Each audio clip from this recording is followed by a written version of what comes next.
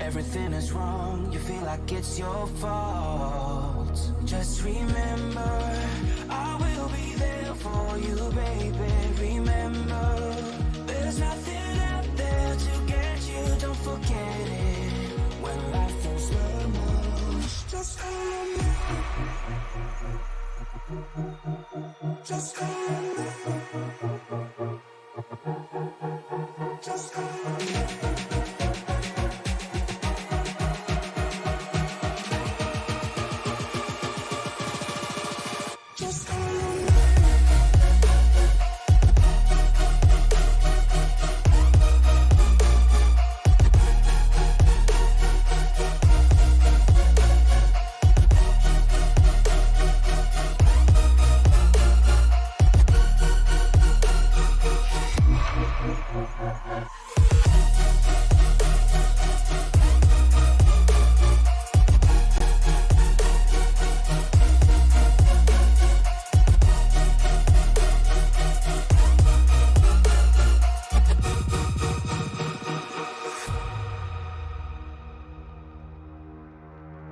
You're stronger now than you ever been. You gotta leave now, it's time to catch the wind. You will climb up high and look through the clouds. And when you're feeling low, I know you'll bounce back. Oh, and just remember, I will be there for you, baby. Remember, there's nothing out there to get you, don't forget it. When life throws lemons, just hold me. Just hold me. Just hold me.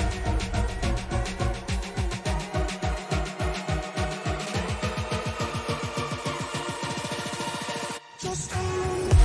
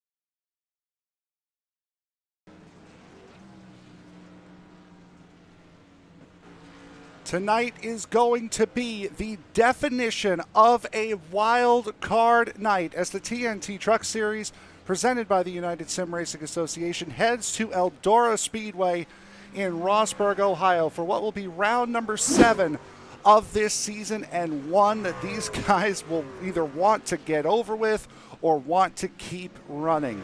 Good evening, everybody. My name is Frank Marchese. Thank you very much for making us a part of your evening. I have Tony Trapasso in the booth with me here tonight.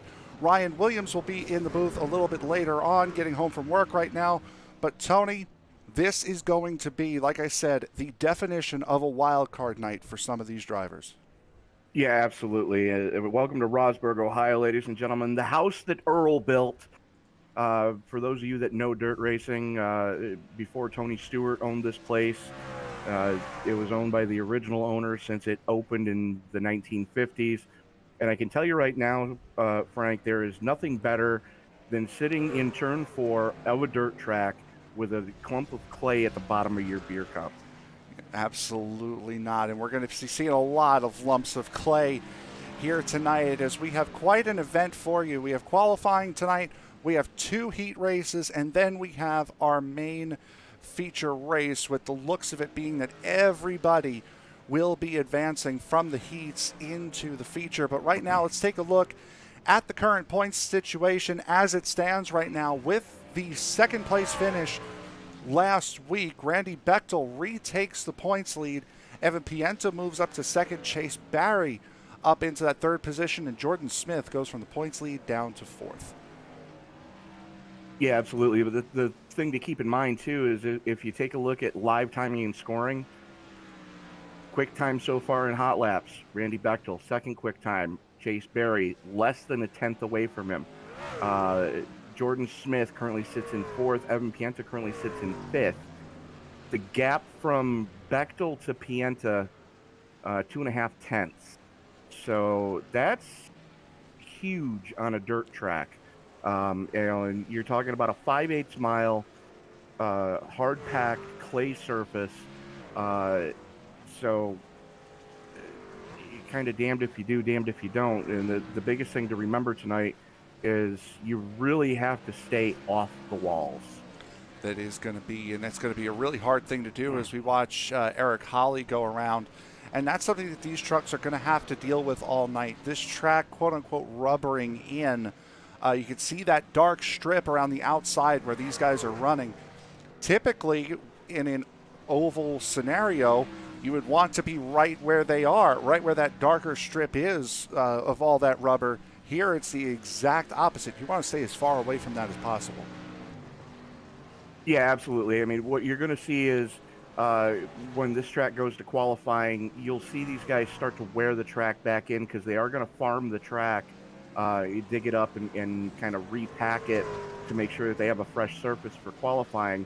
And then we're going to start to see carryover. And what you're going to see, that where that dark patch is down on the bottom side, you really want to stay off of that because that is where the slickest part of the track is. And this track is notorious for going what they call dry slick, where once you've worn the top layer of water off the track, it's like driving on ice. So as the night progresses, you're going to see these guys getting closer and closer and closer and closer to that outside retaining wall until the right rear quarter panel, or bedside in this case, is going to be rubbing that wall as they go through the corner, because that's where all the moisture still is. Now you're going to see some guys try to, go down low, like Jordan Smith, just full send it mode. That's what we call the slider line, where you try to get under a truck, throw it in on the bottom side, use the slick stuff to slide up in front of them and kill their momentum on the corner exit. Yep, and that's something we're going to be watching all night long without a doubt. And it's also worth noting that the USRA admins don't necessarily build this schedule. During the off season, they give the drivers 2 options as to where to run every week, and the drivers decide the schedule based off of popular vote. And this track did win the popular vote, so this is not an admin-picked racetrack. This is a series-picked racetrack as qualifying getting set to begin. So these guys wanted the challenge, and as you can see, that outside groove completely cleaned off now, completely refarmed, as Tony had mentioned. The grip is back in this racetrack in that fast line. These are going to be some of the fastest times you're going to see these guys turn all night long here in competition, because the track surface has the most amount of bite in it right now. As the night wears on, they're going to do what they call carryover, where in between qualifying and the heat races, they're not going to refarm the track. In between the heat races and the feature, they're not going to refarm the track. Now, the only advantage these guys have over the real-world truck races that we've seen in the past is they don't have to deal with the big block modifieds in between their heat races and feature. So the track's not going to wear out a ton from the second heat until the feature starts. And these guys are not getting a warm-up like we see a lot of times on the dirt broadcasts. As big surprise there, Randy Bechtel goes to the top of the pile. Chase Berry immediately goes second. Yep, Casey Sawtek in that third position. Ryan Jones jumps up into fourth. Randy Bechtel finishing his second lap, and he will stay up at the point. Ryan Jones finishing his second lap now. Jones cannot better his time. Jordan Smith went third quickest on his first lap, coming across the line here momentarily. Big wiggle off of two. Yep, certainly did, as Smith will not better his time. There's Cody Levitt in the wall in the 38, so his qualifying run effectively over. Tommy Cannon in the 47 looking to qualify in, as Cannon must have hit the wall in that first lap because the first lap did not count. Dustin Lamb is the only other driver that's out there taking time right now, as Cannon runs more of a middle line to try to make sure he gets a lap in, does up into the 18th position. Here's Dustin Lamb beginning his qualifying attempt. So far, Scott Stotler, Cody Levitt, Larry Poling, Dustin Lamb, Jason Young, and Nick Lamb have not set times. Both of the Lambs on track right now. Now, the thing you're probably going to see, and it would be the most advantageous way to do it, is you're going to want to dial your brake bias, which these guys, that's the only adjustment these guys can actually make in cockpit, is you adjust your brake bias all the way to the rear and then use the brake to control wheel spin. That way you can keep the revs up, you can keep the truck driving forward, but you just light touches on the brake to help control the rear wheel spin, and it'll also help the truck on corner entry.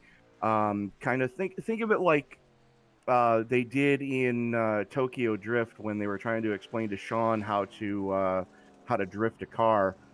It's basically like ripping an e-brake. You lock up the rear tires ever so slightly, get that truck to initiate that turn, and then use the throttle and the brake to help control the slide.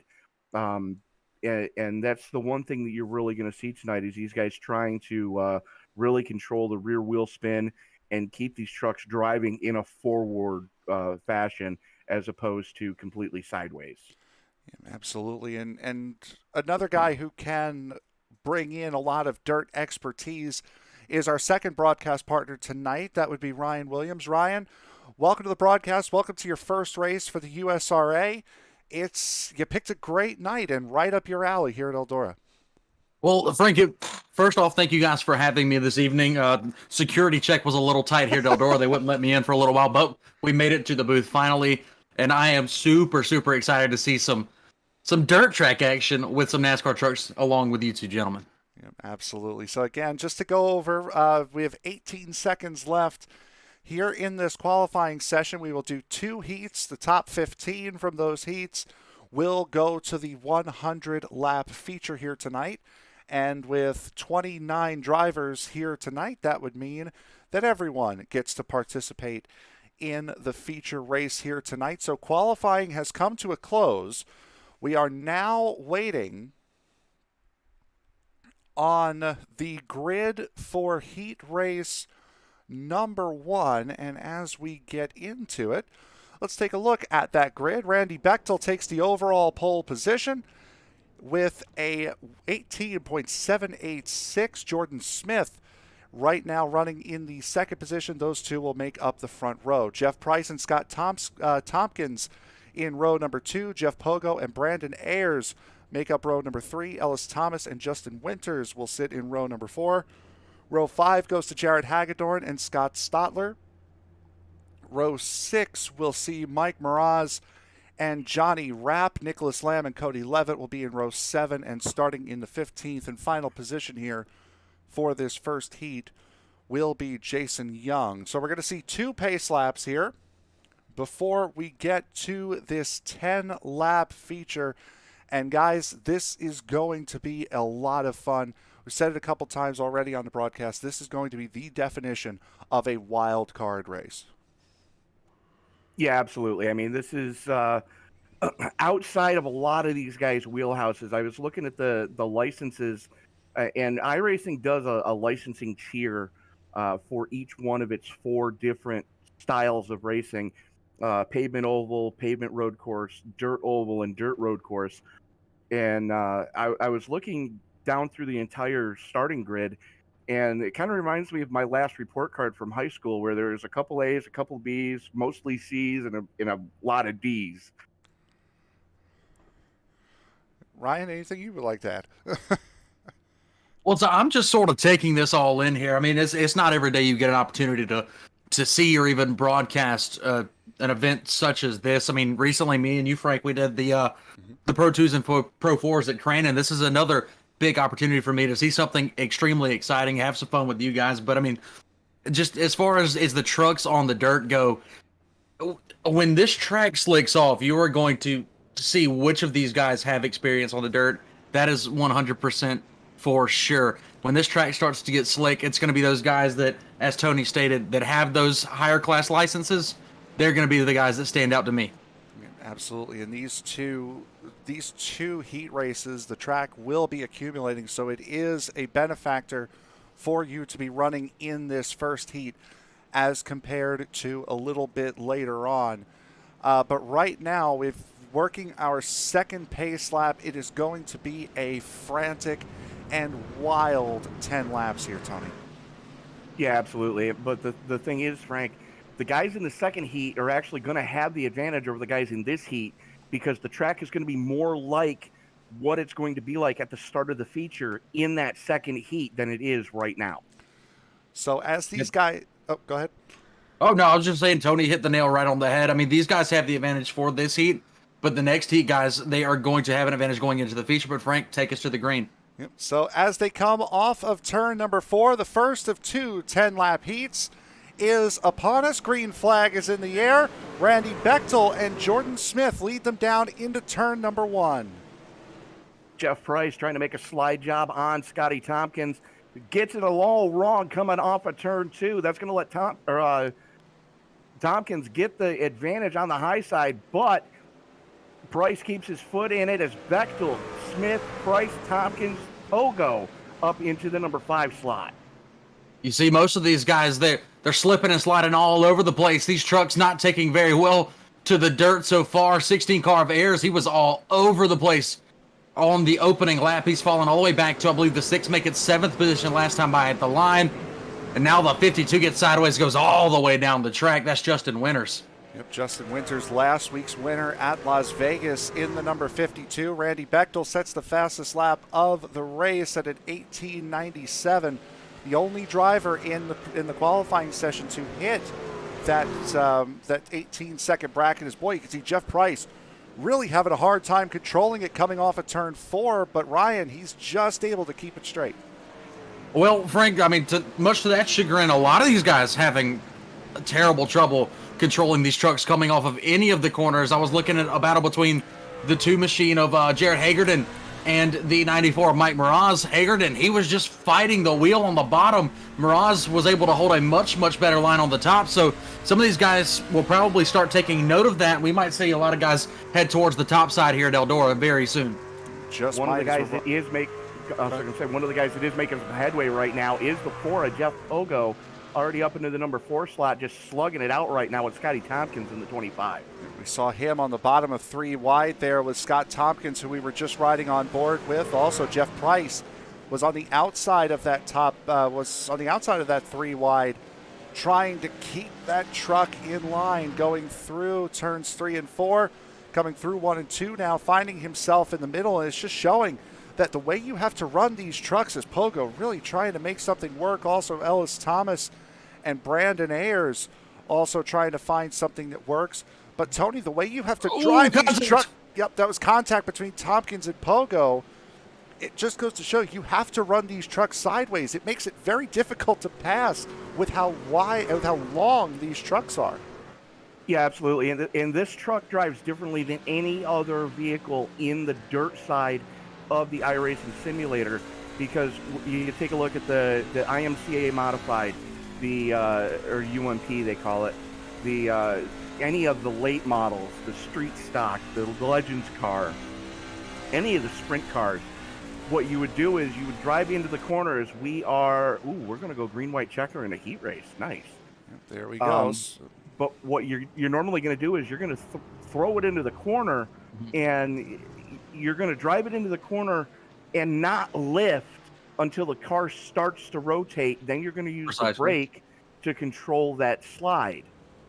With this truck, you have to dial all the brake bias to the tail end of the thing and use the brake to initiate the slide, because this thing is so front heavy. If you just turn the wheel and with your foot planted to the gas, you're going to take the turn 1 wall with you.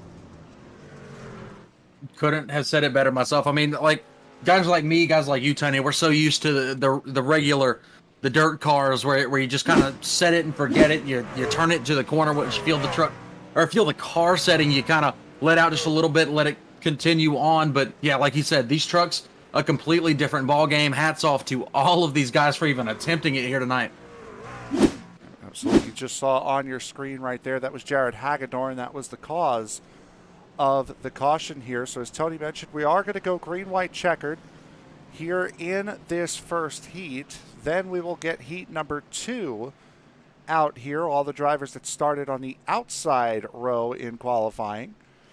Get all those guys out here, and we'll re-rack and do it again for another 10 laps. So as these guys double up, Randy Bechtel and Jordan Smith once again take their places. Bechtel gets going. We are back to green, white, checkered here at Eldora. A little bit of tire spin for the 14 of Jeff Price going into turn number 1. Right now, Jeff Pogo in the catbird seat as he's on the high side against Scotty Tompkins. That is your battle for third place in this heat race. Tompkins with a huge advantage running that low line. There's still a lot of grip down there, but Pogo using the cushion right now to try to get a drive off of 4. Randy Bechtel has pretty much checked out. 3 truck lengths to the good over Jordan Smith.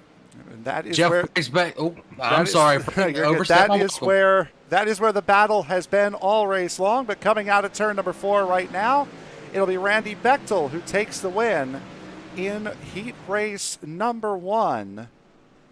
And Bechtel from the pole puts on a dominating performance here in this first heat as we get set for heat number 2. Heat race number 2 starting to grid up right now. Your second quick in time trials, Chase Berry, going to start up on point. He's got Katie Sutwith with him on row 1. Ryan Jones and Evan Pienta, hard-fought battle between those two all season long. They're going to start off in row number 2 for this heat race. Steve Holmes and Chris Smith rolling off in row number 3. Row 4 brings us Dan Dill and Jamie Leach.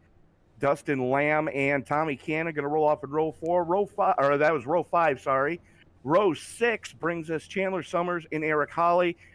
And row 7 gives us Dale Elan Jr. and Larry Pauling. So that will be the 14 trucks that go off here tonight. And Ryan, what could these guys for heat number 2 have sat there and watched heat number 1? What could they have learned from that first heat? Well, like I stated a little while ago, with the track being the way that it is, they're going to learn that the bottom side is going to go away about halfway through this heat. You saw at the very end of the first one, the top side sort of came in just a little bit. So these guys are going to try and take advantage of that. But honestly, it was so rough and tumble in the first one. That's about my only takeaway from it. Just don't overdo the gas. You have to feather the throttle in these things. So hopefully these guys have done their homework and they're going to put on a killer show. I'm sure these guys are going to be a little bit tense right now because both Chase Barry and Casey Sawtek up in the front row, both having connection issues here on this pace lap. So that'll make everybody else a little bit hesitant behind them. But as they come through turns 3 and 4 right now, we are about to get heat race number 2 underway. Chase Barry in control. Green flag is in the air. Tony, we're off and running.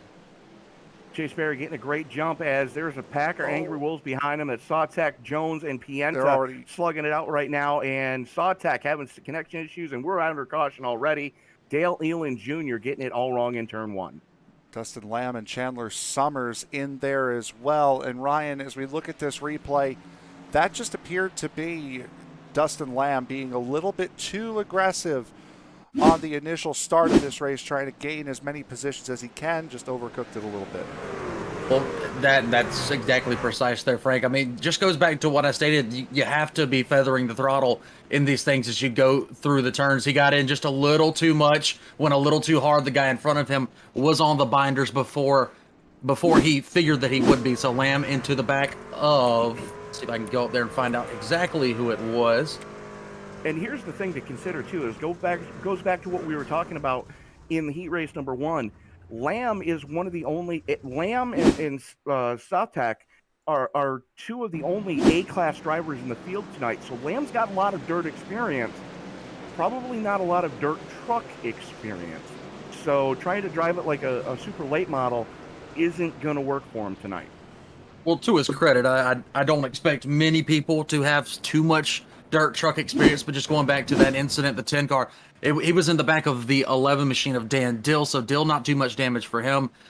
Hopefully all these guys are going to be able to continue back on, Frank. It's like I told you, this one's going to be hot and heavy. Yeah, absolutely, and I think we're going to stay under caution here, at least for right now. But you saw in that replay, Chandler Summers did a fantastic job of not running over Dustin Lamb, and then Dale Elan Jr. came and then hit him. As we're going single file restart here for this one, green flag is back in the air, and Barry with a nice little jump there, about a half a second over Casey Sawtek. And Ryan, things are really going to start to heat up, especially as Evan Pienta heads to the inside of Ryan Jones. Pienta heads to the inside here, trying to see if there's any grip left down there in no man's land. The 7 truck's going to have an advantage off of the corner, and that's what we're going to see probably from here on out tonight. These guys going to have to, I guess, just hope and beg for grip at the bottom of the racetrack. As Pienta gets it way too sideways coming through the middle of 2, that's going to let Jones get back to him. Those guys just slugging it out right now, as right now Chase Barry is starting to check out. Sawtek is trying to stay with him, but the battle really is for 3rd place, as here comes Chris Smith in the 81. Chris Smith in the 81 also, and we're seeing Stephen Holmes right now riding on board with him, watching this battle as these guys have found the bottom of the racetrack. We're seeing a lot of these guys now on the inside line as compared to the first race where they were running up top and rim riding. Ryan Jones now going around the outside, Chris Smith as well. The 11 of Daniel Dill also sticking his nose under Stephen Holmes. Holmes trying to make something happen right now. Getting the run off of turn number 4. That's going to let him get to Dan Dill. Dill struggling on that low line. He's going to have to get rid of that, as right now the most nervous driver on track has got to be Evan Pienta, as Casey Sawtek's connection 4-digit ping. As the white flag is displayed, this has been very much like heat number 1 for Randy Bechtel. Chase Barry is going to walk away with the heat to win, fairly uncontested. As now Chase Barry, started on pole for this one, will now take the win. Sawtek, Pienta, not a lot of movement here in this race, Ryan. A lot of guys finishing where they started. A couple of movers, but nothing too significant. Well, a couple of movers, and that kind of has to go back to there was a huge difference there with the racing between heat race number 1 and 2, but it all leads up to what's going to be an extremely interesting feature. 100 laps is a long time here at Eldora. These guys, this may be a huge test for most of these guys, Frank. I know you don't have a whole lot of experience with it, but 100 laps, it doesn't matter what kind of car you're in on dirt. The track's going to change. The racing conditions are going to get wild, so we are in for a treat. Yeah, absolutely. We certainly are. And I've done 30 laps around here in a 305 sprint car, and that felt like forever. So I can only imagine what all of that work and all that pressure is going to be in these trucks as we look through the starting grid here for the feature. Tony, the fireworks already going off. This is the dirt racing spectacle that we have come to know, and we're getting it now with the NASCAR Truck Series. 100 laps, 30 cars on this racetrack. It looked fine with 15. Double it now. It's going to be a completely different show. Yeah, absolutely. I mean, and Eldora is always known to put on a spectacle. It's the house that Earl built. Tony now has the keys to the kingdom as the field's starting to roll off. And Randy Bechtel going to be joined on the front row with Chase Berry. Jordan Smith and Casey Southwick are going to make up row number 2. Jeff Pogo, Evan Pienta, row 3. Row 4 goes to Scotty Tompkins and Ryan Jones, with row 5 going to Jeff Price and Stephen Holmes. So that is the top 10 starting positions for this race. We'll take a look at track conditions, Ryan, really quick. 78-degree ambient temperature, 71-degree track temperature. That can only mean good things for these guys. Oh, it most definitely can only mean good things for these guys. I mean, but this thing, again, Frank, it's going to slick off. These guys are going to be hugging the top wall. I'm just interested to see who's going to be that guy that tries the bottom halfway through this race. Well, we're going to find out eventually here as we come through turns 3 and 4. Getting set for the feature for round number 7 here for the TNT Truck Series here at Eldora Speedway. 100 laps, we're green.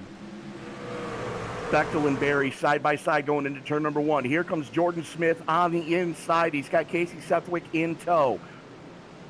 Pienta and Pogo running side by side for the number 6 slot, as right now these guys are trying to figure it out. As it's big surprise, Bechtel and Smith both trying that ultra low line, seeing if there's any moisture left on the bottom side. Still 2 and 3 wide all the way around here at the Eldora Speedway, looking at battles from about 5th on back. These guys going to war so far. Bottom side still working for some guys as the 24 machine just got super loose coming out of turn number 4. That's Jordan Smith, lately scored in the 4th position, but he's got his hands full with Pogo in the number 4 machine as he's into the wall now down the back straightaway. Yep, and that he needed a good race here tonight after a bad race at Las Vegas that dropped him again from the points lead all the way down to 4th in the standings. So that's early damage, Tony, but that's damage that these guys are going to find themselves with all throughout this race. Yeah, absolutely. This is one of those races where you bring a truck that you know you're going to have to reskin at least the entire right side before the night is done, because it's very easy to cheese grater, as we are under caution for the first time tonight, and it looks like Chandler Summers in the 15 getting it all wrong in 3 and 4. That Iowa Hawkeyes number 15 Chevrolet Silverado backwards in turn 3 and 4. He was battling with Mike Miraz, so we'll see if that had anything to do with it. Oh, that's Nicholas Lamb there, pardon me. Tommy Cannon slow coming off a 2, and yep, a little bit of contact there between the 15 and the 37. More of the 15 trying to go down in the corner to try to get a run on Tommy Cannon. Just didn't realize, Ryan, that Nicholas Lamb was there. He certainly was, but thinking a little past that incident there, the biggest thing that I just noticed here, Frank, no fast repairs for these guys tonight. So if you junk it once, you're done. Absolutely, and that will certainly make it a lot more interesting as the night goes on. You can see, especially Tony, in turn one, all of the dust that's getting kicked up here. We saw how well that worked in real life with the NASCAR Cup Series at Bristol this past season. That could really play a big factor, especially when you're going in side by side with somebody going into turn one. Well, the other issue that these guys are going to have tonight too is it's very easy to get mud on the windshield. So, they've got 4 total sets of tires that they can change onto throughout the night. But the biggest thing to keep in mind is they're going to need to come down pit road at least once to grab a tear off on that truck, because unlike every other dirt car in the simulator, these trucks actually have a plexiglass windshield. We're seeing little specks of dirt here and there, nothing too bad or too significant just yet, as Randy Bechtel will lead these guys down one more time. Green flag is in the air. Ryan, we're back to racing here on lap number 9. That we are, as they head off into turn number 1, 2, and 3 wide. Once again, 3 wide battle between the 25, the 24, and the 9 truck as they head into turn number 3. Still a little bit of a blinkage problem with Sawich, but he continues to hold down third as we complete lap number 9. That's going to make Sawtech in that number 27 very difficult to pass, as it almost looked as though he came down right across the nose of Evan Pienta there. But just as he did, he blinked out, so no damage or contact. Sawtech still, well, there he is now in the 27, blinking out again, as Pienta now finds himself in the middle of 3 wide, Tony, with Jordan Smith and Scott Tompkins able to break free of it, though. Yeah, absolutely. As these guys are just flat getting it up towards the front of this field. No quarter asked for, no quarter given, as would be expected in this series, as these guys have raced around each other quite a bit. The only exception being Sawtech, as that's a name that I'm not familiar with this series, and with the connection issues, I'm surprised that the league admins haven't said something to him yet. We've seen him a couple of times, but nothing on a real consistent basis there for that 27. Is, man, that dust is getting really kicked up there in turn 1. It's interesting because it's localized caution in turn 1 as the caution comes out again. This time it's for the 6 of Dale Elan Jr. Ryan, we'll see what happened to him here as he comes down. This is coming out of 2. That's called stepping on your own junk. That's couldn't explain it better myself. That's exactly what it is. You get in there a little too hot and you end up spinning 2, 3, 4, 5 times at times. But Frank, just aside from that, these guys, well, leading into those cautions, these guys are out of control coming off of turn 2 just about every lap right now.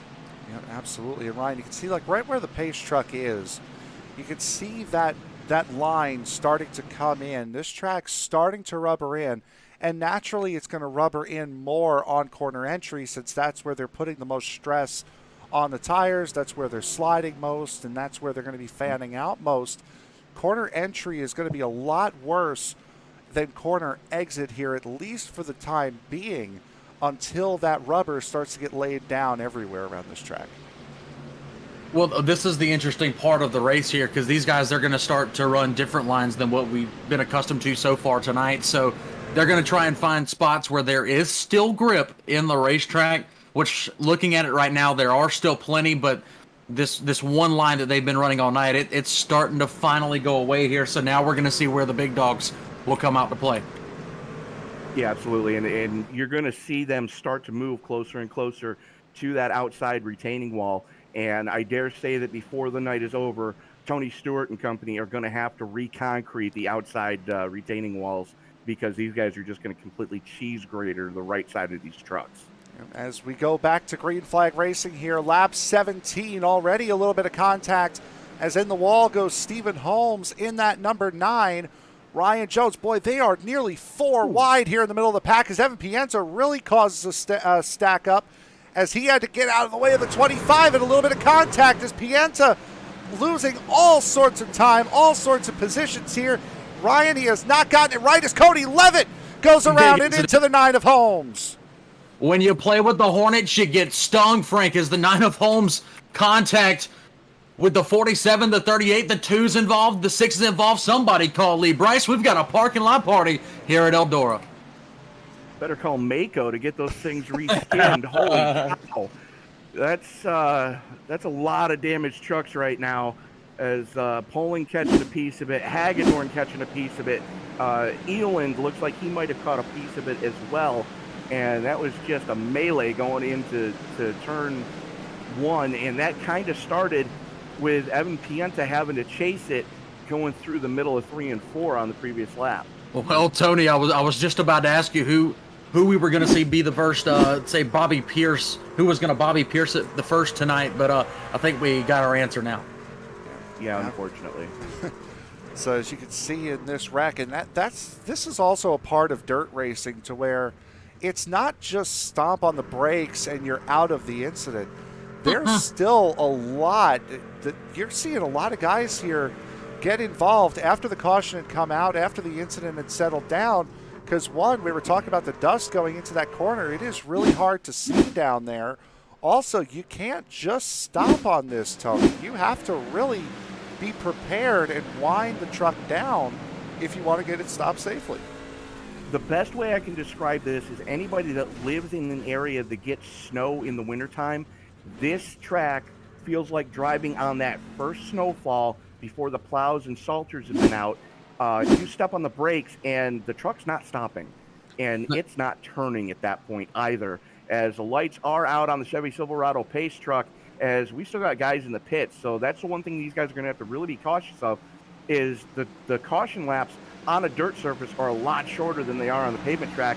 Green flag is out. Bechtel and Barry side by side, and here comes Seckwith in the 27, still blinking like a fat kid with lemon in his eye. Ryan, I really don't know what to say after that. Go for it. Oh, Tony, this is why I love working with you up here in the booth. But back on the track, we have a battle for the lead. Looks like the number 1 machine of Chase Berry has overtaken Bechtel in turn number 3 here. Still got Sawtech on the bottom. Enter a new man in the mix. We've got a Hornet's Nest brewing at the front of this race. Absolutely. Is Dustin Lamb. You can see him getting a little loose on the outside of the 14 of Jeff Price. Now, Price started up towards the front, finished 3rd in the first heat, so we know that Price has speed here. Daniel Dill now in that 11, starting up 7 positions from where he started. Jamie Leach in the 13, just behind these guys, up 10, as I think Scott Tompkins, Tony, might be in a little bit of duress. Yeah, Scott Tompkins has tagged the wall at least once, and it may have possibly bent the track bar on that truck. Definitely not handling the way he wants it to right now, as the 25 continues to hemorrhage spots. Evan Pienta, again, he's also hemorrhaging spots, as he's already down into the number 10 slot, and he's got an uphill battle to climb to try to reel Tompkins back in, as Jeff Price getting it all wrong, coming off of 2 and losing a lot of time to Pienta. Well, another guy who's really, really struggling at the time being is Ryan Jones in the number 7 truck. If you take a look at it, a bunch of left front damage on his Toyota Tundra there. He restarted this race inside of the top 10. He's now fallen back to 12th. Finally found the high line for a little bit, but he's still got a bunch of guys right there behind him catching him slowly but surely. Absolutely does. We have a battle for the race lead up here as Randy Bechtel now taking the race lead back from Chase Barry. Bechtel starting to run a little bit lower on the racetrack here as the top 4 have seemingly pulled away. And I don't blame Chris Smith too much. He's 2 seconds off the back of Casey Sawtech, Tony. With all of Sawtech's internet issues here tonight, I'm really not surprised the drivers behind him are giving plenty of room, as Dale Elan Jr. has gone around again. This time in turn 3, he's already towed it back. He just had breakfast, lunch, and dinner with the wall down there trying to get into the pits. Yeah, this is actually the most difficult pit road that these guys are going to see all season, try to get onto and off of, and Elan just proved that. But the line that Bechtel's been running, and Ryan, you can, tell me I'm wrong if you want. but that's commonly referred to as the slide job line, where you throw it in on the low side going into the corner, let it get into the slick stuff, slide up in front of who you're battling, and take all their momentum away off the corner. That is exactly right. I can't say that I was expecting it this early on in the race here, but for Bechtel, it is working to perfection. But who knows how much more this track is going to change. He may have to pull a plan B out if it were to come to it. Absolutely. Also worth noting here tonight, no refueling on these dirt cars. Now they can change tires, as we're already one lap away from going back to green flag racing, but no refueling on these cars, so that changes pit strategy up a little bit. Maybe take 2 tires or take 4, because you're gonna want fresh tires, Ryan, once this track starts to slick off.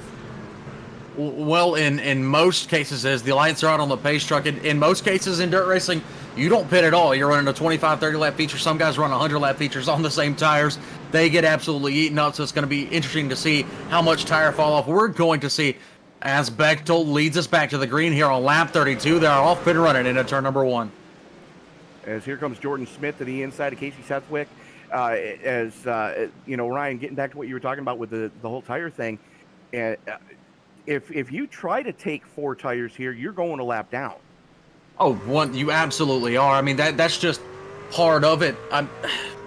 Really isn't much more you can say. Is there's a caution towards the back of the field. Pienta's around. Now the 13 gets contact. We've got another jumble up here at Eldora. Oh, and there's a lot more sliding into it as well. Ryan Jones around. Jeff Price there. Jared Hagedorn makes it through. You just saw the 13 of Jamie Leach, last week's winner.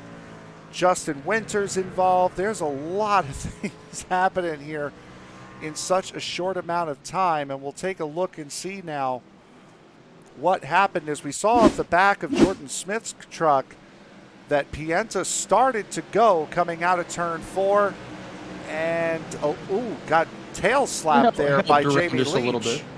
Yeah, just a little bit of help. That's all it takes. But Frank, if you were ever wondering why emotions run a lot hotter in dirt racing than asphalt racing, you're seeing it right here tonight.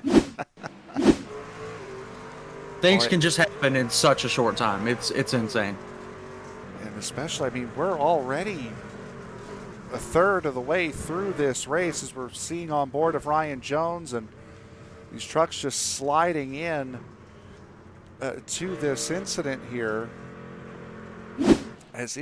Tony, it is going to be a long night for a lot of guys, and it's going to be a long night for us. So what we're going to do is we're going to take a quick break. We're going to step aside. We'll be right back here. You're not going to miss a single second of action here from Eldora. Don't go anywhere.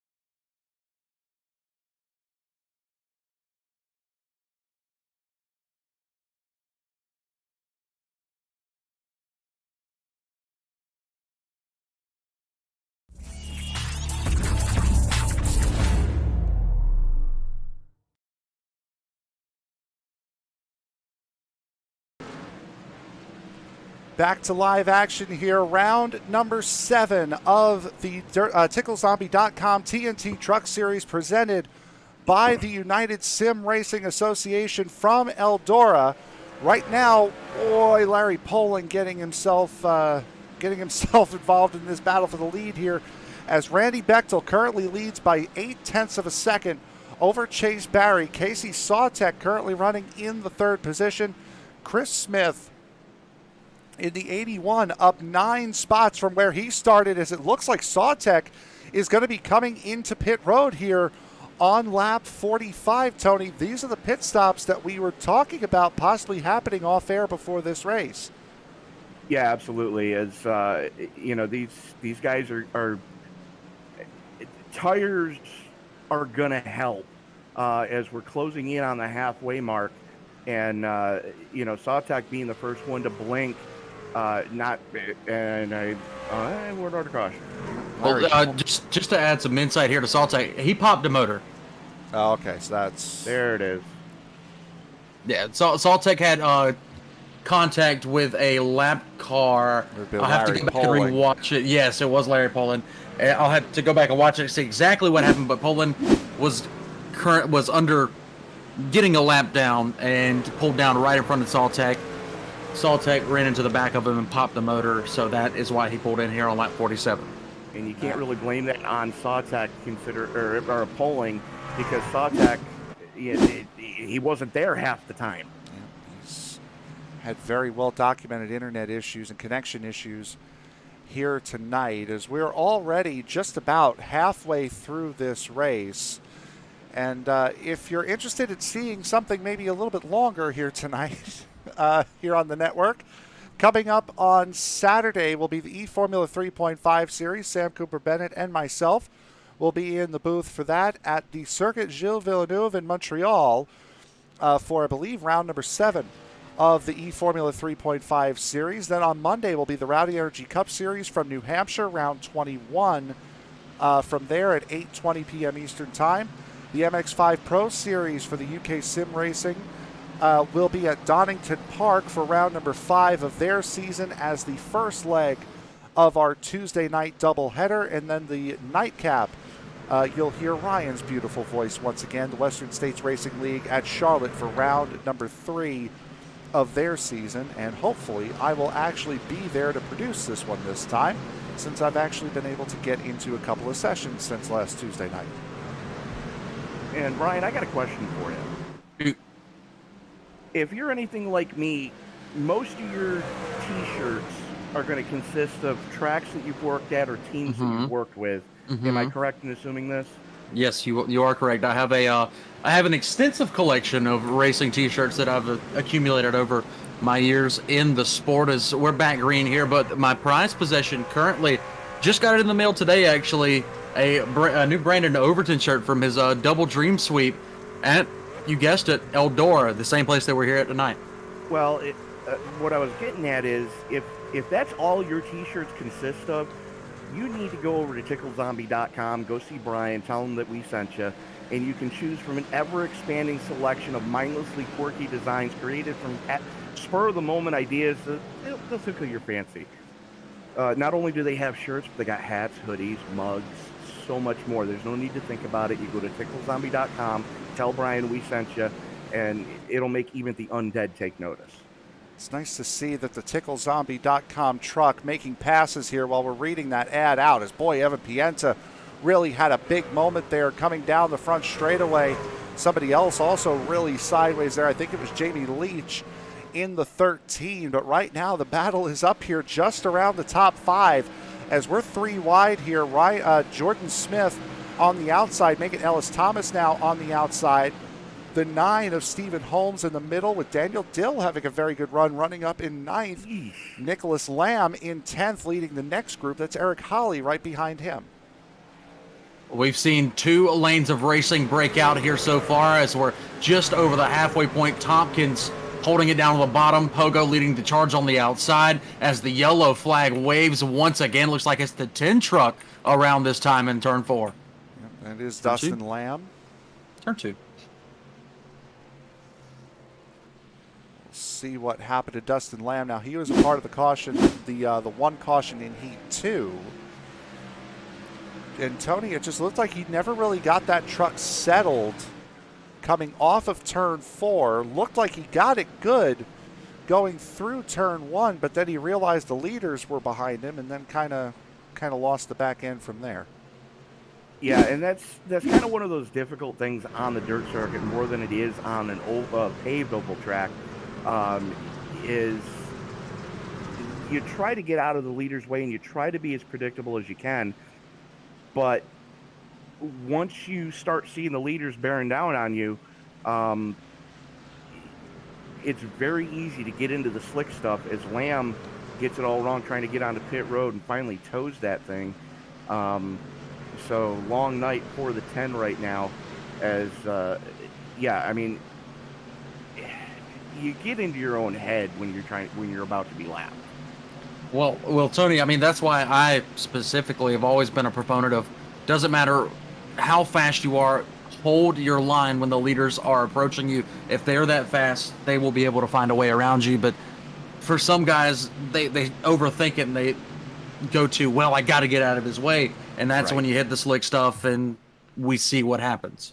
Absolutely. As the lights are already out on the Chevy Silverado pace truck, Bechtel, Barry, Smith, Tompkins, Smith, Pogo, Holmes, Thomas, Dill, and Nicholas Lamb rounding out your top 10 as the field works its way through the 3-4 complex. Pace truck is in. Bechtel pulls the trigger, and we are back underway. Already just about 40 laps to go here. And right, one of the reasons why I do love watching dirt racing is because you could see the rubber build up. Now, granted, it's not good if you're a driver, but it's a unique sight to see, Ryan. And it's a lot darker around that outside where these trucks have been, especially on quarter entry. Look at this. We go 3 wide. Look at how dark that outside line is on quarter entry as Daniel Dill noses it into the wall down there at the bottom of the racetrack. I think Eric Holly has spun around as well, and I believe that is what caused the caution. Yep, there's that Oakley number 8 coming into turn 1 now. And that's not really rubber building up out there, Frank. Mm-hmm. That's the cushion. Mm-hmm. That's where No. I know the difference between a cushion and the rubbered line. It's the black, like right where those guys are starting to really run. That's what I'm talking about. That little area down there.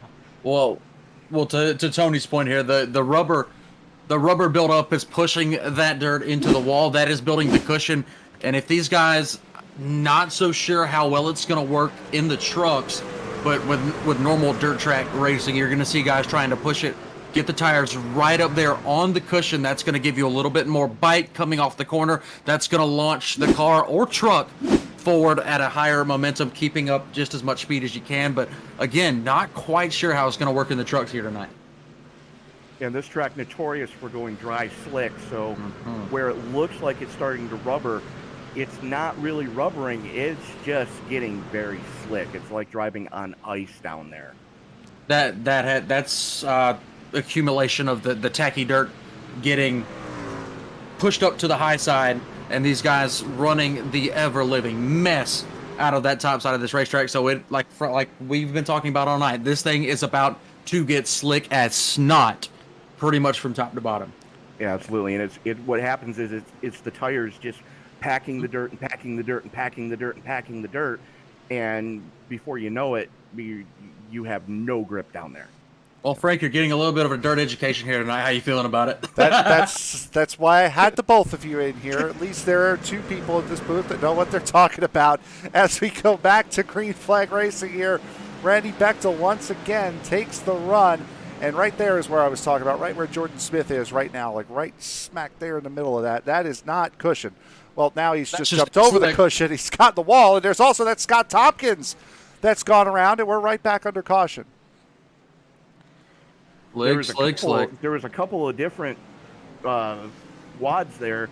Tompkins going around, Scott Stotler getting it wrong going into one. So 2 separate incidents taking place almost simultaneously to bring out caution number 5. I mean, 5 cautions for 65 laps here at Eldora. As you see that contact as that 3 wide got incredibly close. I mean, for the amount of cautions we've had here tonight and the amount of laps we've run, it's really not awful.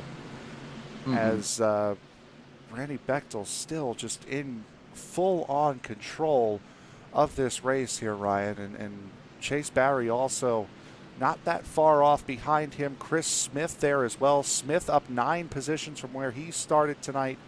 Daniel Dill up 8. Nicholas Lamb up 13. So whether it's being able to get through these incidents or just on raw pace alone, we are seeing a lot of movement here. Something we saw somewhat, especially out of Jeff Pogo in the first heat race.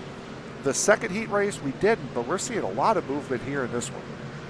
Well, going back to your leader, again, the 51 truck of Randy Bechtel. Bechtel, he has the perfect game plan here tonight, running that slider line, taking away all momentum from Barry and the bunch behind him as we're about to go green here, Tony.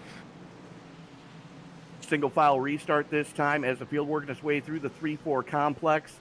And again, Bechtel going to have the button and everybody going up towards the cushion. Pace truck is in. Bechtel has the button, pulls the trigger. We are back underway as Barry has his rearview mirrors filled with the 81 of Chris Smith. And you can see these guys putting their rear tires just above that dark, compacted part of the racetrack. And now Randy Bechtel taking that middle line. Chase Barry and Chris Smith, Jordan Smith as well, all the way right up on that cushion, up against the wall. It's going to take a big dive to get around a lot of these guys as the race goes on. But boy, Randy Bechtel, his caution is out. It's like Jeff Price has gone around in the 14. Price, Levitt, and Winters all getting involved in that one. So we'll see it here. Justin Winters in the 52. Again, the winner last week at Las Vegas. Looks to me, Ryan, that as he was coming off the corner, he got the rears and the loose stuff, and the car just started turning and wouldn't stop. Well, Frank, I'm going to have to take your word for it because unfortunately my iRacing servers, they're not wanting to play very nice once again here tonight. But yeah, I mean, it's just a proponent of the racing conditions that we're seeing right now. These things get a little bit slick. Some guys catching better runs than other guys. Contact happens. And it's all in how well you can save a truck, and that all comes with experience on dirt. Speaking of experience on dirt, let's talk about the current holder of the number 8 position, Nick Lamb. Most dirt experience, as per licensing requirements in iRacing, most dirt experience on the track right now, and it's really showing as this is one of the best runs we've seen all season out of the 37. Up 13 positions from where he started, the biggest mover forward of the race here tonight. Casey Sawtek with his blown engine from before, down 21 from where he started, the biggest mover in the wrong direction. As we are already at 29 laps to go, the single file restart attempt did not work out, so we're going back double file here. Ryan, take us to green. Well, it's been the 51 show so far. He's got the loud pedal at his mercy, slams it out of 4. Green flag back in the air. The 81 gets an excellent jump behind him as they rumble on into turn number 1. Chase Barry is going to have to figure something out because on dirt, you are allowed to pass on the outside line before the green flag as long as the pace truck is off the track. So Barry's got to figure it out real quick here if he wants to have anything for Randy Bechtel. As Pogo and Jordan Smith going at it, hammer and tongs, and we're back under caution. Yep, that was the 9. We just saw it there on that last camera shot. That was the 9 of Stephen Holmes. The 25 of Scott Tompkins up there at the top of the screen also stopped and slow. Same thing happened to Holmes as happened to Pienta earlier. He got the Spanish Archer coming off of 4. And well, the worst thing there for Holmes is as soon as he hit the wall, motor went boom. Yeah, that was a hard hit, and as you would expect, Tompkins, we just saw there, really had a slide with no contact, and Holmes got a pretty nice little hip check there from the 80 of Ellis Thomas, and you'll feel it right here. on an outside. Boom goes right the there dynamite. it is. And there goes the engine the second he hits the wall. So that major problems for one Stephen Holmes, and that Tickle Zombie machine might have just turned into one. Yeah, absolutely, and you hate to see it because Holmes had a strong run going, and looks like we are going to be going. Oh no, they're letting lap trucks by, but 25 laps to go, and guys, I can't say enough about this league. They put on a great show every week. We've seen them, and like Frank, you were saying, it's a wild card coming into a place like Eldora, but these guys never fail to impress.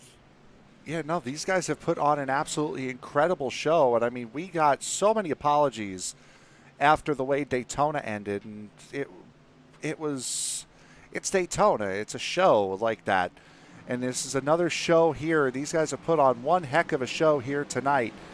As we go back to green flag racing, 23 more circulations of this racetrack to go, and it's going to be really hard to find a place to go, Ryan, because you can see in turn one, both lines are really getting rubbered in now. Both lines rubbered in. Both lines actually slicked off here. This thing's becoming as dry slick as it can be. For the 51, he just needs to keep doing what he's doing. Keep running that same line as the yellow flags continue to fly here at Eldora. And this is where the inexperience of a lot of these guys is going to show, because, again, this is all coming at the later stages of the race and at the later stages of this run as this track slicks off. So while you may practice on a good racetrack, Tony, not a lot of guys take the time to go and actually practice on a track that's been completely slicked off, and it's starting to show now. Yeah, absolutely. And what really would have helped a lot of these guys like we just talked about last week, is if they had done the official races at Knoxville this week, because that track went stupid dry slick all week long, to the point where I've driven on ice rinks in quarter midgets that had more grip than that track had. Ice rinks in quarter midgets. That sounds like a blast, Tony. Please tell us more. To continue, please. Well, it snows up here in the central New York area, and you can only use a quarter midget about maybe 4 months out of the year, 5 months if you're lucky. So in the wintertime over Christmas break, they would go to the ice rink that was at the New York State Fairgrounds and have ice races. That actually sounds amazing, something that I definitely need to see one day.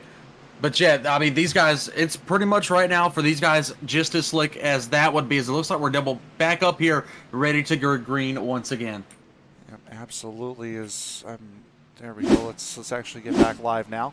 As coming off of turn number 4, there is Randy Bechtel taking the green flag.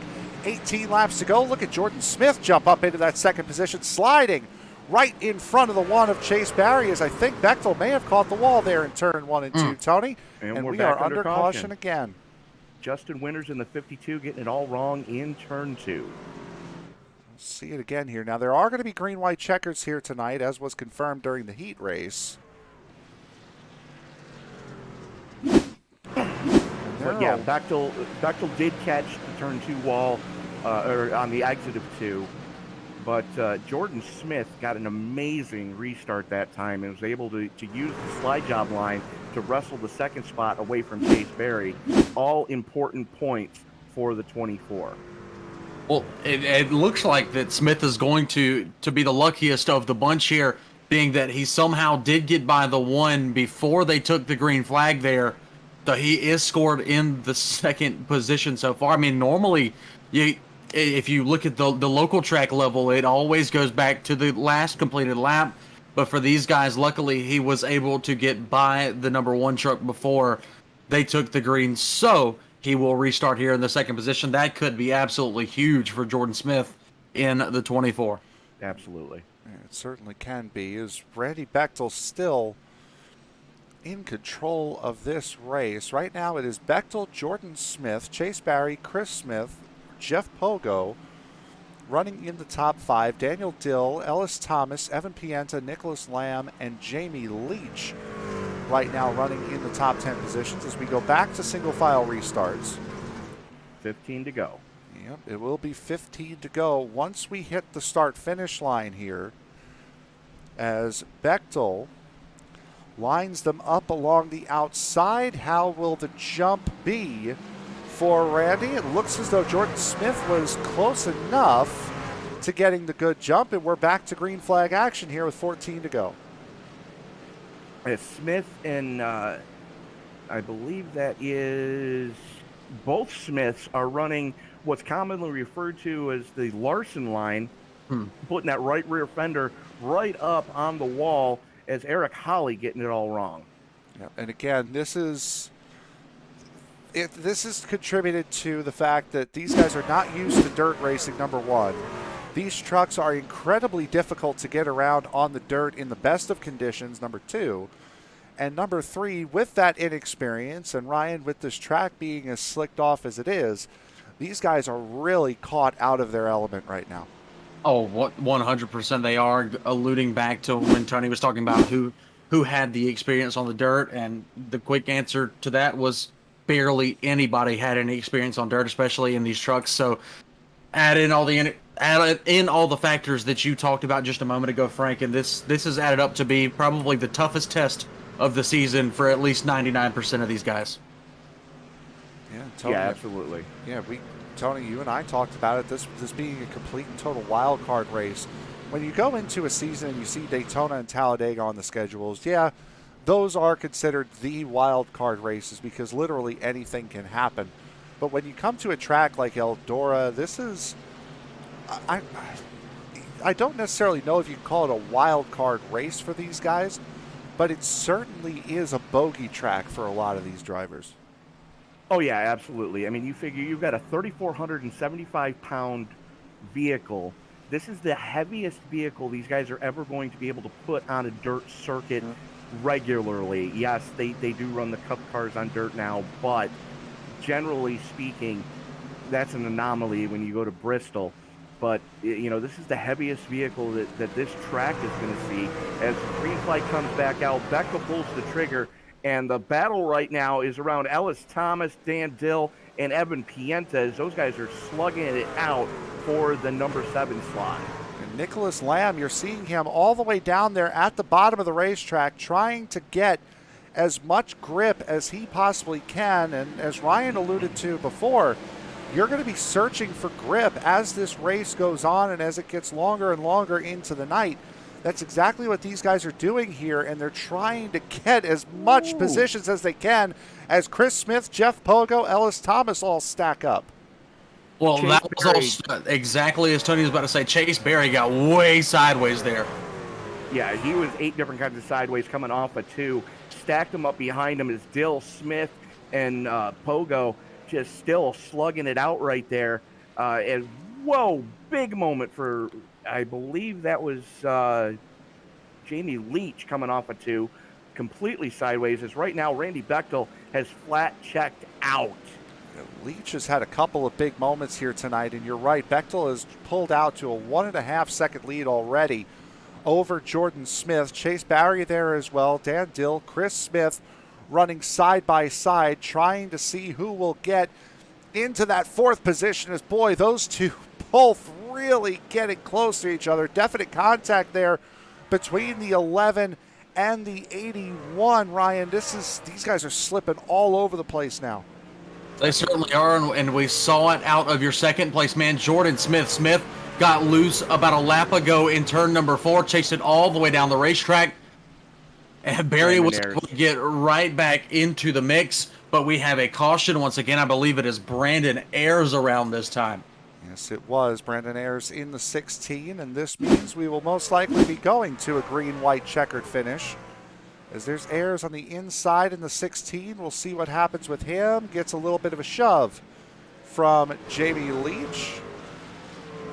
Nothing too significant, but Tony, on the dirt on this slick racetrack, it's more than enough to get you around. Absolutely. I mean, and generally it's called the Spanish Archer, where you just touch a guy ever so slightly, and you're right on the ragged edge to begin with, and just around she goes, and just the elbow. So, there's nothing you can really do about it. But Frank, it looks like we're going to get a natural green-white checker for this thing. Yep, absolutely. It will be Bechtel. Chase Barry did get around Jordan Smith there just before the caution. And Ryan, you broadcast races from your local dirt tracks every Saturday night. What is your expectation here for this green-white checkered? What are you looking to see? Well, I've seen everything but the kitchen sink, but I'm expecting Chase Berry to be aggressive. I'm also expecting the 24 to be aggressive here. We're probably going to see a slide job into turns 3 and 4 coming to the white flag. We could possibly see another green-white checkered. Actually, this is the only green-white checkered attempt. So, Frank, it's all or nothing. Put them on the table or go home here from Eldora. Tony, get us going, bud. Bechtel elected to take the outside starting position. Barry going to be down in the slick stuff as the field works its way through the 3-4 complex. This will be the final restart. Bechtel has the button in the good dirt. Coming off of turn number 4, pulls the trigger. And Jordan Barry almost loses it going off of 4. Yep. Chase Barry certainly did have a big moment there trying to get that truck re-centered off, battling all over the place, trucks all over. Look at the 81 of Chris Smith as the caution comes out. And that will end it. That's Mike Mraz in the 94. That's around backwards. Ow! Take a look and see really quick what happened to Mike Mraz, battling with the 16 of Ayers, and then punted up and over by the 2 of Jared Hagedorn, and further helped along there as we'll go back to live Joey pictures Chitwood, as coming Joey off Chitwood, of eat your heart out. as coming off of turn number 4 for the final time. Randy Bechtel will take the race win in a dominating performance here tonight. Chase Barry second, Jordan Smith third. And a quick night here at Eldora, quick and frantic night at Eldora comes to a close. Absolutely. I mean, coming into tonight, you would expect nothing short of the action that we saw. Beating, banging, cheese gratering the right side of these trucks. Just no quarter asked for, no quarter given. And, these guys were elbows up all night long. Anybody want to, and, is Randy Bechtel starting to burn him down? Anybody want to tell him to go up on the stage like the true champion that he is? Well, Tony, I think you're with him right now, so why don't you? Randy Bechtel, from stem to stern, led all 102 laps of this event. Congratulations on winning the Mud Summer Nights Dream at Eldora. No, thank you. It was a lot of fun. So talk us through just how difficult this track became as the night wore on. I'm surprised it got that bad. Me and my teammate Chase were trying to figure out exactly where to run, and it's pretty hard to find that perfect line on this type of track. That's for sure.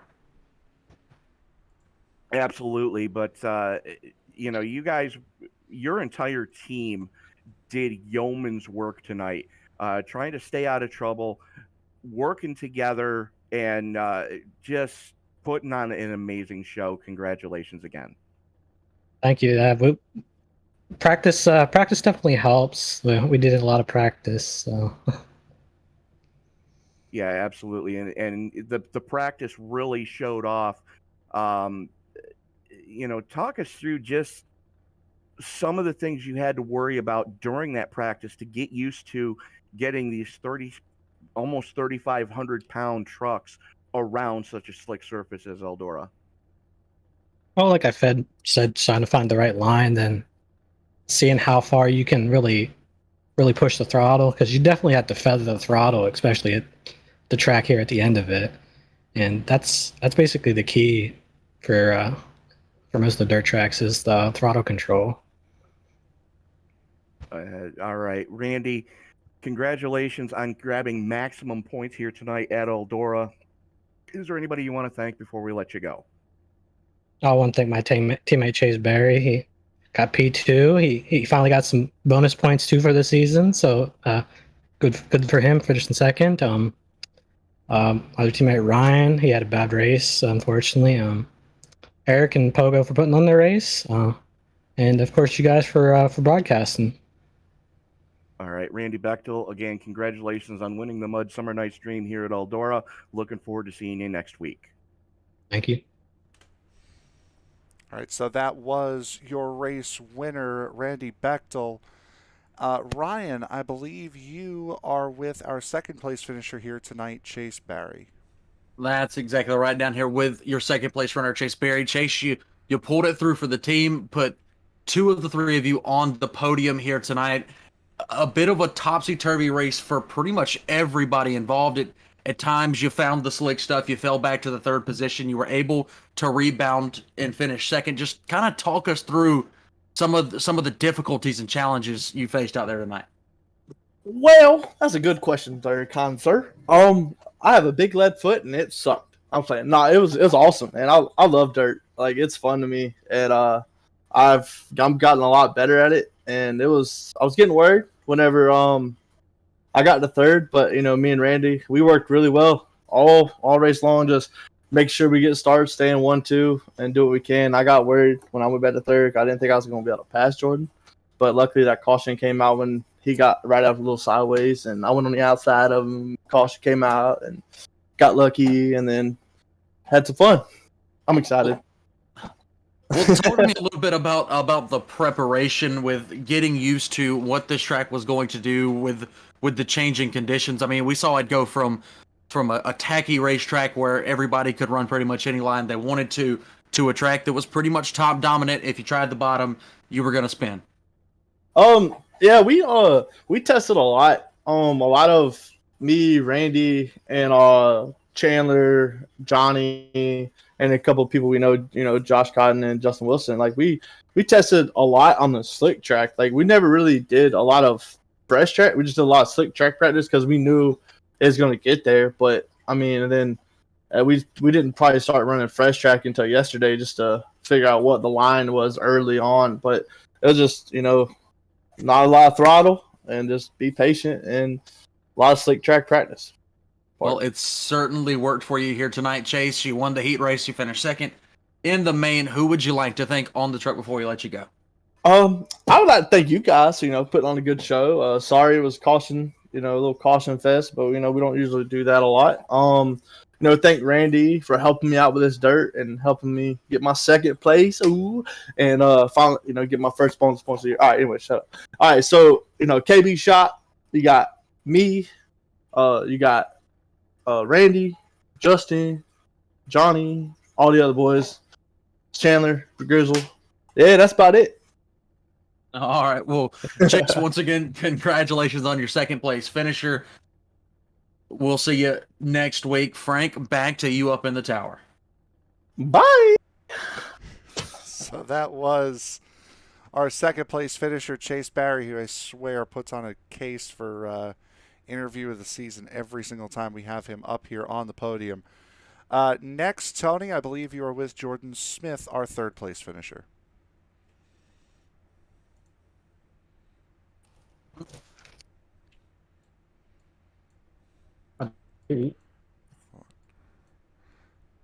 Tony, I believe you're with Jordan Smith now. Or maybe it's not going to be Tony. Jordan, it's Jordan, been... all things go ahead. Go ahead. No, go ahead. Take it. I was going to say, Jordan, all things considered, you can't be too disappointed with putting it on the podium here at Eldora, especially considering how difficult tonight was from the start of the green in the hot lap session. Oh no, I was honestly kind of looking forward to it. And then we went through qualifying, and I saw how fast Randy was, and I knew I wasn't going to be able to compete with him. I thought I might have had a shot at Chase, but ultimately I just didn't have the experience on dirt to really be able to take it to him. But like you said, I'm still happy with third. It's a lot better than last week, so I'll take it. Yeah, absolutely. You dropped a little in the point standings, but pretty decent rebound tonight, getting some decent points, and for the most part, you kept the truck pretty clean. You were able to keep it dirty side down, and didn't really have too many issues all night long. Yeah, there's one time, like initially when the track was green, it was just really, really loose, and then it would snap tight. And one time I went through 1 and 2, and it just almost slap spun. So I had so much right hand input into it that it just went straight to the right and slammed the wall with the right side and dropped down to like seventh. And it was just battling all the way up. It was so hard to restart on the inside lane. Because if you were beyond the second or even the first row, you would get pinned down in there, and the outside line had so much momentum that it was just hard to really do anything, make any progress. But I got lucky with a couple of restarts, and was able to make my way up front. Yeah, absolutely. I mean, this is one of those tracks where you bring a truck where you know you're going to have to reskin the entire right side of the truck before the night's out. But that U.S. Air Force 24 does look a little beaten and battered on the right side bedside. But talk us through the restart where you were able to wrestle second place away from Chase Berry. Yeah, I want to say it was a little bit of luck, and I restarted in fourth every time, just because it worked better for me. It didn't really spin the tires as much, and I didn't have to shift. So I restarted in fourth every restart, and Chase was telling me that him and Randy were kind of counting down, or Randy was counting down for him. And I think they just kind of miscommunicated a little bit there. And I had a good restart on the inside, and I did that move on Pogo a little bit earlier in the race, and it worked. So I did it again, and it worked again. But ultimately, I was just trying to follow Randy's line, and I just got too loose, and I couldn't stay in the throttle. And he came back and did a really nice slide job on me to get second place back. And so I do kind of hate it a little bit because I feel like I could have finished second if I would have stayed ahead of him. But all in all, it's not a bad night to finish third. You know, Jordan, again, I mean, especially after the heartbreak that was Gateway last week, you know, again, or not Gateway, Vegas last week, you can't really be too disappointed because you put on a hell of a show tonight. Again, like you said, you dropped down almost out of the top 10, and then were able to battle your way back. Before we let you go, is there anybody you want to thank tonight? Yeah, absolutely. I always have to thank my teammate, Evan Pienta. He always helps, whether it's a road course, whether it's dirt, whether it's a half mile, or whatever track it may be. He always helps me be faster and push myself. So really got to thank him, and got to thank Eric and Jeff for trying to make this a as tame race as they could. I know it was a pretty crazy race to put all these guys on dirt, but and I also got to thank y'all for putting on a great broadcast every week. All right, Jordan Smith, looking forward to seeing what you can do next week. Congratulations on the podium tonight, and best of luck to you. Yes, sir. Thank you. Y'all have a good night. Right, so that was your race winner, Jordan Smith, and that will a third place finisher, Jordan Smith, my bad. And that will conclude the action here tonight from Eldora. Ryan, what are your thoughts coming out of this race? It was a manic night. It was a manic night. In fact, I mean, I'm a little not to say disappointed, but it wasn't quite as much green flag racing as we were certainly hoping for. But like you guys said, these guys are an exceptionally good series, so they will definitely rebound next week. But all in all, the racing that we did see was fantastic from the front of the field to the back of the field. So people watching at home, they absolutely could not be disappointed. But hats off to Randy Bechtel. a dominating performance, perfect game plan going in for him. Absolutely. I mean, you would expect nothing less from your points leader. And you heard Bechtel say that entire team put in laps, and that's what really showed tonight. They didn't just put in laps on a green track or a freshly farmed track.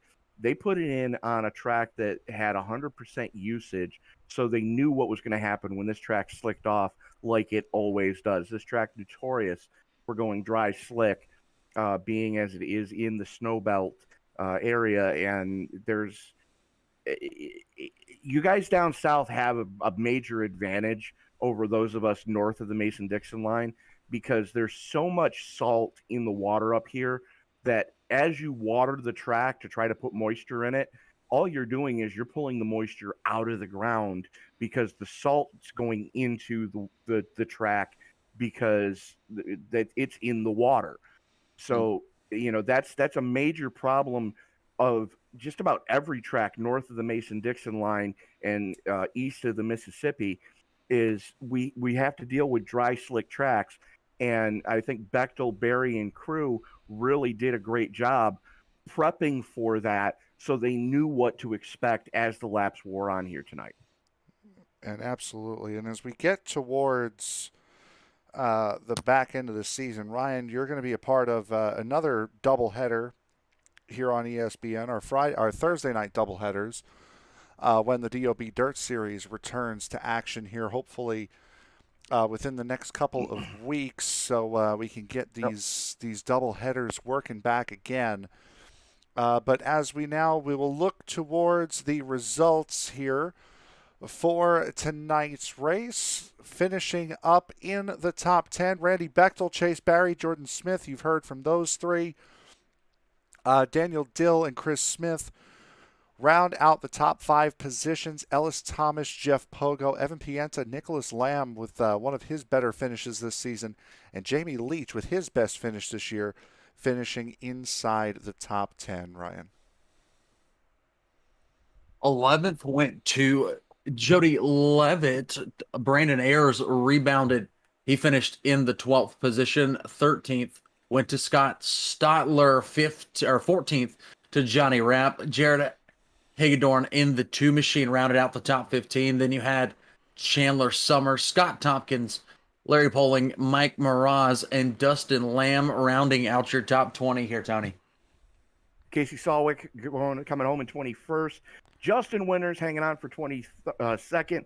Eric Holly, not the night he was hoping for, coming home in 23rd. Stephen Holmes, again, not the night he was hoping for in the TickleZombie.com, number 9, coming home in 25th. 26th goes to Ryan Jones. 28th to Dale Eland Jr. Tommy Cannon in 28th. And 29th to Jason Young, as he did not take the green in either the heat or the feature. So Jason Young is going to round out this result here for tonight. But as we wind down on the remainder of the night, we'll take a look at what's coming up here on ESPN, as it will be the E-Formula 3.5 series coming up here on the 17th, on this Saturday, from the Circuit Gilles Villeneuve in Montreal. On Monday will be the Rowdy Energy Cup Series. New Hampshire Motor Speedway will be home for round number 21 of the season. That'll be at 8:20 p.m. Eastern Time. Then the Tuesday doubleheader will be the MX5 Pro Series by UK Sim Racing. They will be at Donington Park at 2:50 p.m. Eastern Time. And then the nightcap of that Tuesday doubleheader will be the Western States Racing League. They will be at the Charlotte Motor Speedway for round number 3 of season 45.